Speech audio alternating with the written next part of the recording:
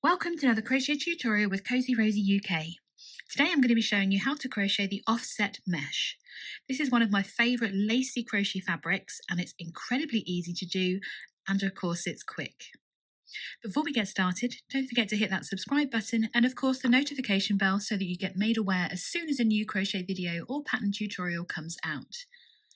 Let's gather the materials we need to practice the offset mesh. I'm going to be using this Paintbox Yarns 100% Cotton DK, and this shade is Tea Rose. It's a lovely dark pink. It looks almost purple. I've also got a corresponding hook size of 4mm. This is a very old hook. The paint's worn off as well. But let's gather those materials and get started. We're going to be starting by placing a slip knot onto our crochet hook. And then we are going to make our chain. So the offset mesh, you can work in a chain of multiples of 2 and then add on an extra 6 chains. So I'm going to chain 18 and then add an extra 6 to give me a total of 24. And that allows us to create our first square in our mesh, those first 6. So to create our chain, we simply bring our yarn over the hook towards us and then bring that hook through to create our chain. And I'd like you to chain 24. So that's number 1, 2, 3, 4,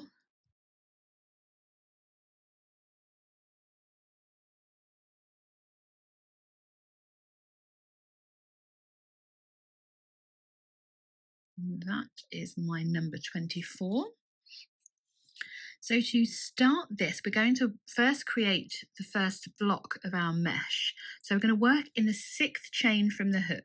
So remembering that this one doesn't count, we've got 1, 2, 3, 4, 5, and there's number 6. I'm just going to place my thumb there. And this is the offset mesh is made up of US double crochets and UK treble crochets with a chain 1 in between. So this 6 chain here gives us the 1 chain at the bottom, 1, 2, 3, that creates our turning chain, and then an extra 1 for the chain to go in between the stitches. So we yarn over the hook, and then in that 6th chain from hook we're going to place a US double crochet or a UK treble crochet. So we just yarn over, insert the hook under the chain, yarn over, bring a loop up. I'm going to rearrange mine so it looks a bit neater. So we should have 3 loops on our hook. We're going to yarn over, pull through those first 2 loops, and then yarn over, pull through the last 2. So that creates our first square. We're then going to chain 1, and then we skip our next chain. So we're not going to work into this chain here. We're going to yarn over and work into the next chain and place another double crochet or a UK treble crochet. So we'll pull through 2 and pull through 2 to create another square. We chain 1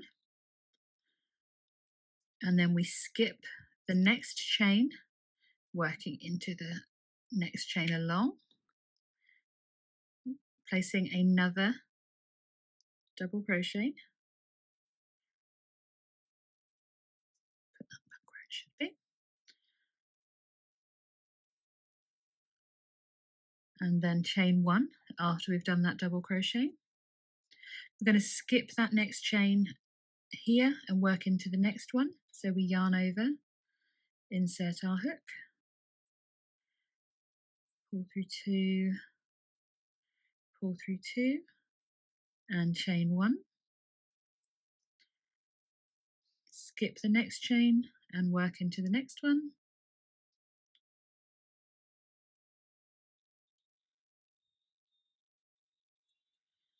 Pull through 2, pull through 2. Make sure we've done that chain to create the space. We're going to skip 1 and work into the next chain.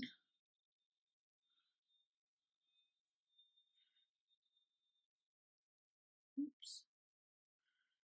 There we go. It's always a bit fiddlier when we're working into our chain. Remember to do that chain 1 in between the stitches. Skip 1 chain, work into that second one along. And we're going to just repeat that the whole way along our chain.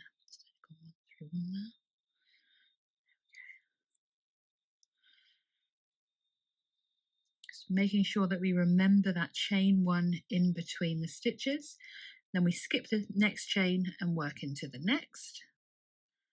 After that one we've skipped, oops.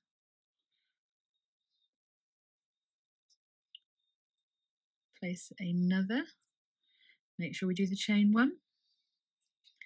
We've got 1, and then we're going to skip 1, work into the next.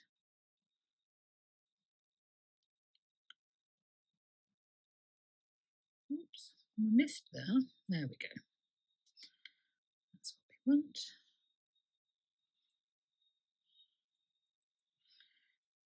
Oh, dropped it. Let's start that one again. Because I'm working through the camera, I'm sure that's why. It's nothing to do with anything else, is it? Always remember that chain 1 in between. So I'm going to skip 1, work into 1, and then you should have 1 chain, 1 space left, or 1 chain left. And we're not going to do a chain 1 after this one, because this will help give us really nice edges to the project. We're just going to work into that last remaining chain. So after you've got 1 chain left, you don't do a chain 1 in between. We're not putting a space in between these stitches. We're just working it right into that last chain. So now we should have, if you can see that very well, it looks a bit wibbly, it'll be fine. You've got the first block that you made, which includes your chain 1, then we should have 1, 2, 3, 4, 5, 6, 7, 8, 9, 10 chain spaces, and then we don't have a chain space in between those last 2. Going into row 2, we start by doing a turning chain of 4. So 1, 2, 3, and 4. Now the 3 is our turning chain for our treble crochet, and then the extra one to do the 4th chain is of course the space or the chain we need to skip over that first stitch, and then we can work right into that chain space. So this chain 4 counts as our double crochet and our chain 1, or in UK terms treble crochet and chain 1. So this time we're going to yarn over and insert our hook into that first chain space, yarn over, bring a loop up, yarn over, pull through 2, yarn over, pull through 2, and then chain 1. And we're going to work into each space along, repeating the double crochet, chain 1, or UK treble crochet and chain 1. So each time you've completed your skip, you're chaining 1 to work across the top of that one, and then yarn over and insert your hook into that chain space. Chain 1 in between, remember, and then work into that chain space again, placing another US double crochet or UK treble crochet. So the chain 1 in between those stitches is what helps create that lovely square mesh look. Gives it a real lacy look.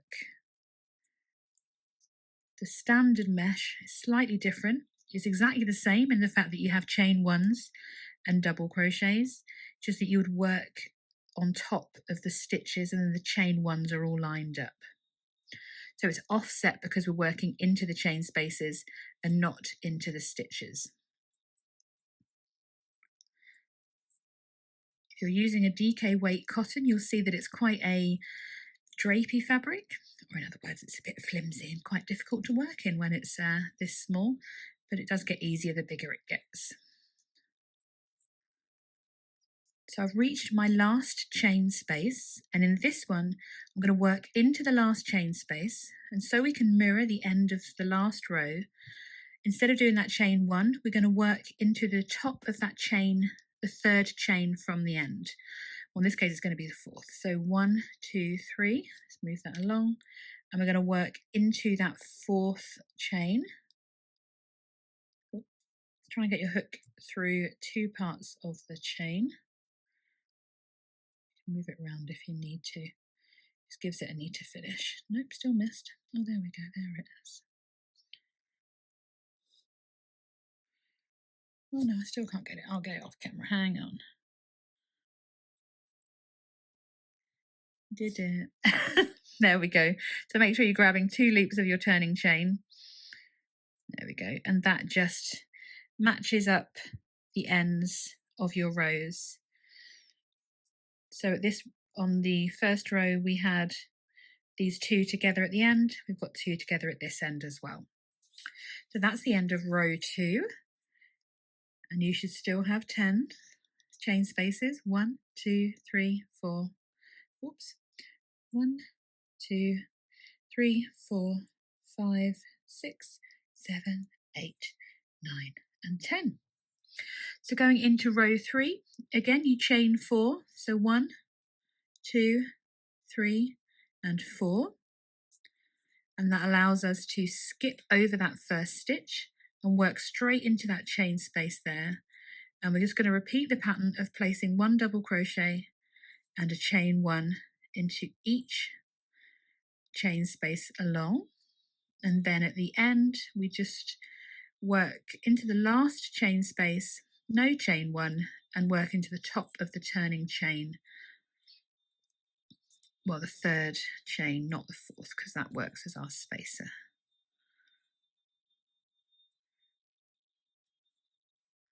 Make sure you do that chain 1. I nearly forgot. There we go.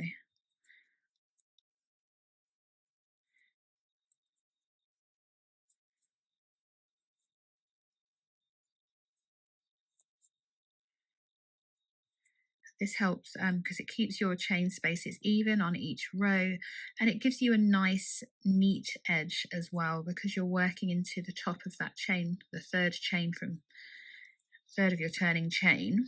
It means that you get a nice straight edge. So I've reached my last chain space. I'm going to yarn over, place my double crochet into that last space, and then I'm not going to chain 1. I'm going to count and find my third chain and work 1 double crochet into that third chain to end the row to help balance out the squares. As this fabric gets bigger, and obviously if you're making a larger size, it becomes nice and even. This is a pattern that would definitely benefit from a little bit of a light blocking to help really make that offset mesh show really nicely. You can keep repeating row 2 for as many rows as you'd like to create a longer lacy fabric as well. And if you'd like to check out how to make a headband featuring this lovely offset mesh, I'll pop the link in the description box for you as well. Thank you so much for joining me today. I hope you've enjoyed this offset mesh tutorial. Of course, don't forget to hit that subscribe button and of course the notification bell so that you never miss out on another one of my crochet tutorials again.